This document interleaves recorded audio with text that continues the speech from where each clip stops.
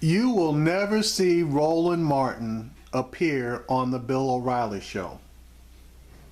The reason that you won't see Roland Martin appear on the Bill O'Reilly show is not because of Roland Martin, it's because of Bill O'Reilly.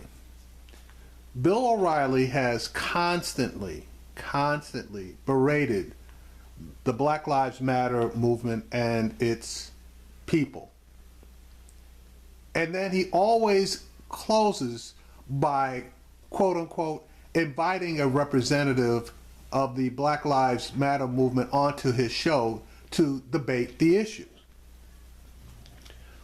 Well, Roland Martin, every time Bill does that, Roland Martin contacts Bill O'Reilly's people and tells them that he is more than willing to come on Bill O'Reilly's show or any other show to debate Bill O'Reilly over the Black Lives Matter movement. And some way, shape, or form, Mr. O'Reilly can never respond, come up with a time, or anything else.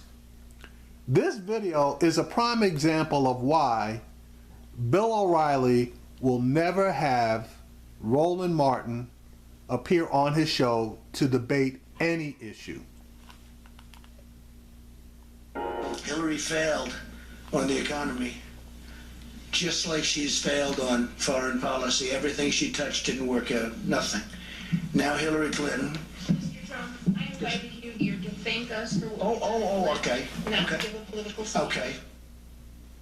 All right, y'all, that was Donald Trump yesterday at a black church there in Flint. You saw he got his hand slapped there by the pastor of the church who made it clear, oh, I ain't here for this. You're supposed to be here to congratulate us on what we did when it came to the water crisis, not give a political speech. And so you should have known it would take a black woman to get Donald Trump straight when it comes to the election. I want to go to our panel here. Again, he goes there looking for the photo op with Flint. This is the same guy who last year said it wasn't his job to comment on what was happening in Flint, then tried to blame Democrats in the state, even though it's a Republican governor, Rick Snyder, who appointed the emergency manager, who made the decision to switch the water supply in Flint. But let me ask three black women.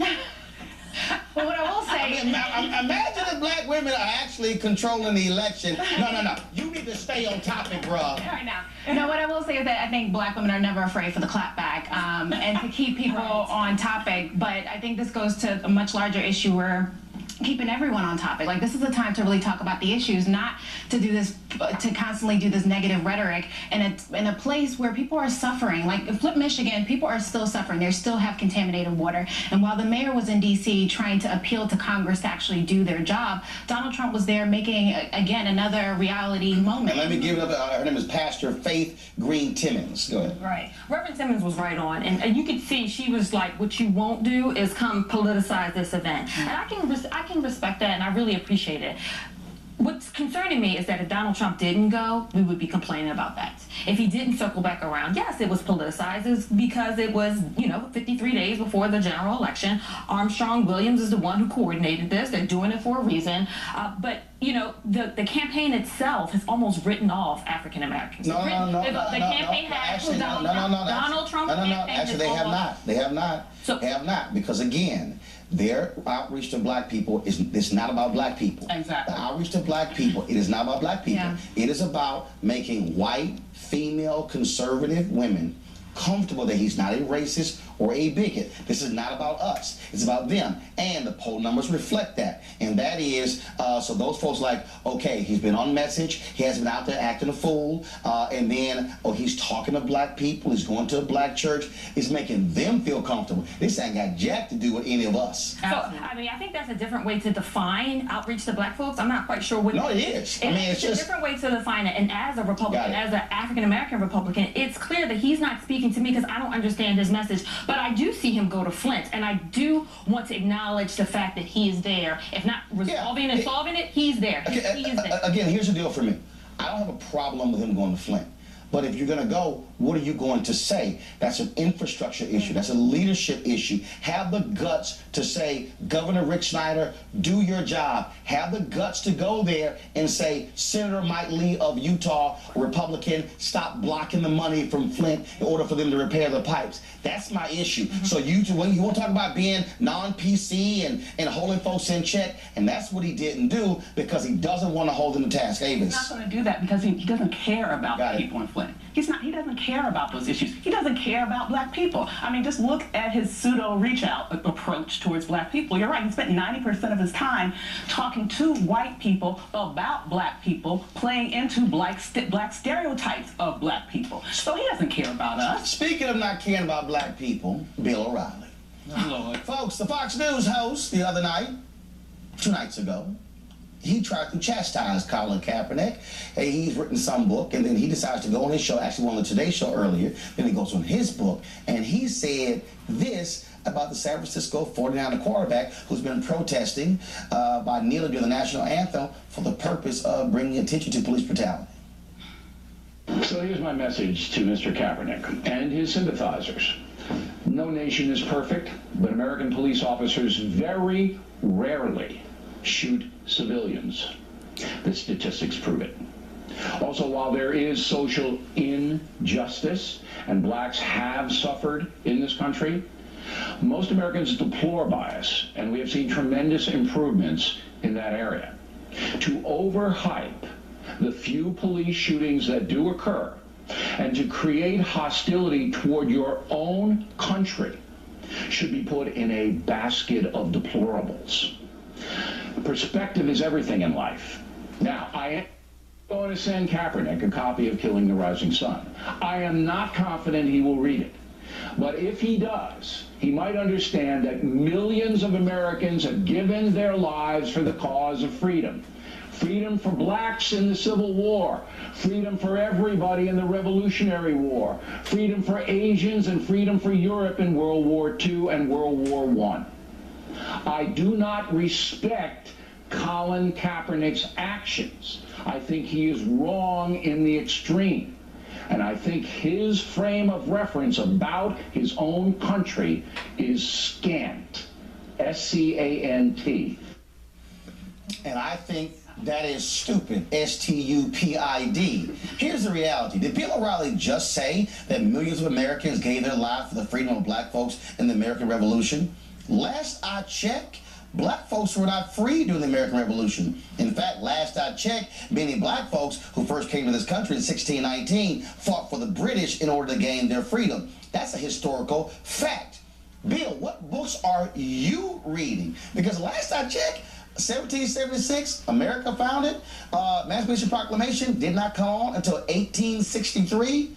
Almost 100 years later, Bill. So exactly what black folks were freed during the American Revolution? Oh, then Bill, of course, cited the Civil War, and again, somehow believing that, oh no, they were fighting for the freedom of black people. Really? So please explain to me the Great Compromise of 1877 that ended the period of Reconstruction after 12 years that ushered in Jim Crow. You know that deal that was cut where Republican Rutherford B. Hayes became president, and Democrats said you got to pull the federal troops out of the South? See, that's the same history, Bill. So please explain to me again how black folks were freed, because if black folks were freed with the Civil War, then that means we would not have had Jim Crow. I mean, we would not have had to go through the Civil Rights Movement. But then, of course, you then have the audacity, the unmitigated gall to actually say that, oh, it was also about freeing black people during World War II. Well, please explain to me how many black soldiers came back to America and they still had racial hatred. Explain to me the black soldiers who were forced to ride in the back of rail cars when the German POWs were allowed to ride in front of them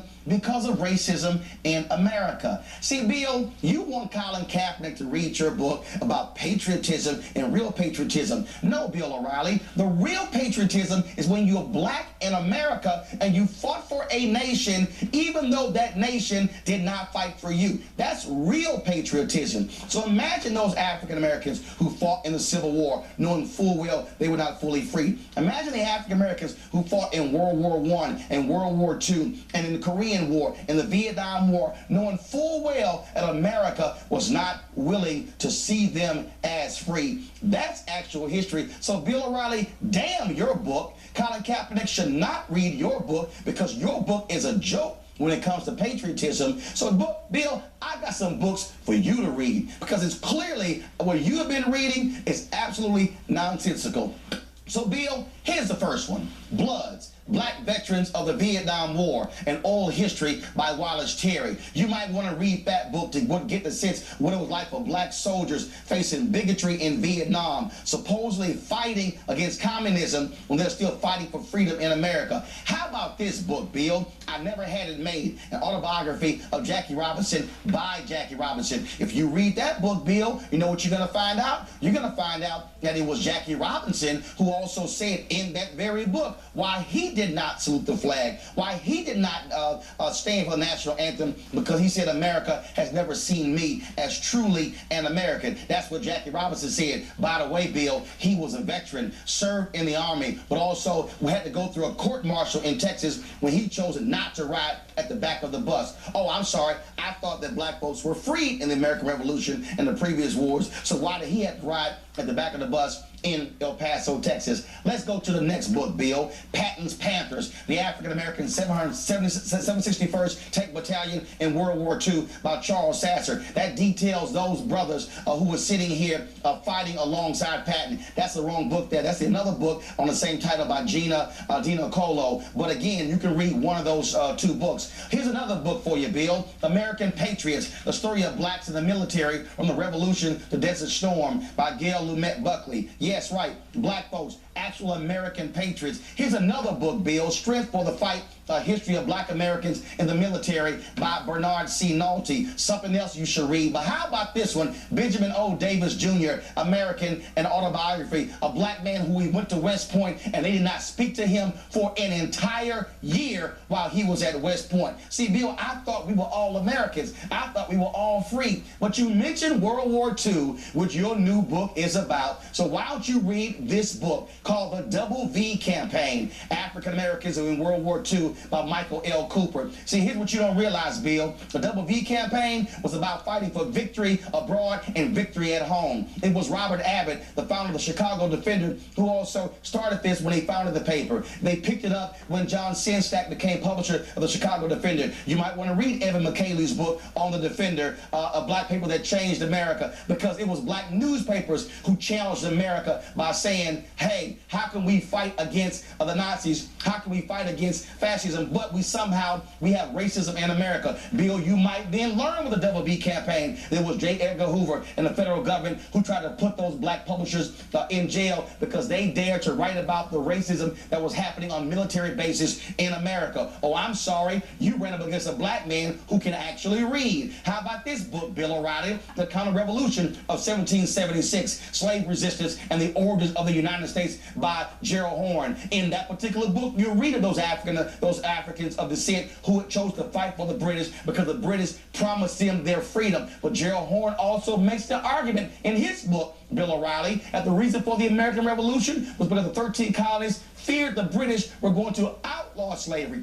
abolish slavery, which was their only income in the United States. Because see, Bill, it was slavery, it was picking cotton that created capitalism in America. It allowed America to become the greatest nation when it came financially, not the Industrial Revolution, but it was picking cotton. But I got another book for you, Bill, on the altar of freedom, of black soldiers' Civil War letters from the front by James Henry Gooding. See, that's another, but I got one more for you, Bill. Buffalo Soldiers, the Colored Regulars in the United States Army by T.G. Stewart. Also another book, Bill, The Marines of Montford Point, America's First Black Marines by Melton McLaurin. If you can read, Bill, they got an audio book so you can actually listen to them. You actually hear the stories of black soldiers talking about what was it like to have a uniform on, to have an American flag on their shoulder, but still face racism in the military. I dare say there's been no person who has been a true American patriot, been an African American who has been willing to fight for this nation when the nation would not fight for him and her. That, Bill, is American history. That's the history that Colin Kaepernick is talking about. And so if you want somebody to read your book, why don't you actually read what it's like to be a real patriot. So Colin Kaepernick,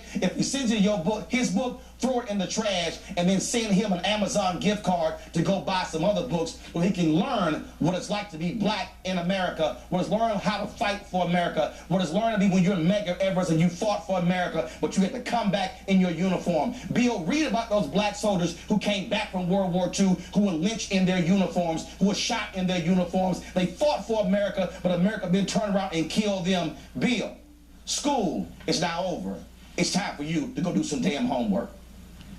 And that's why Bill O'Reilly will never, ever have Roland Martin on his show. Peace out.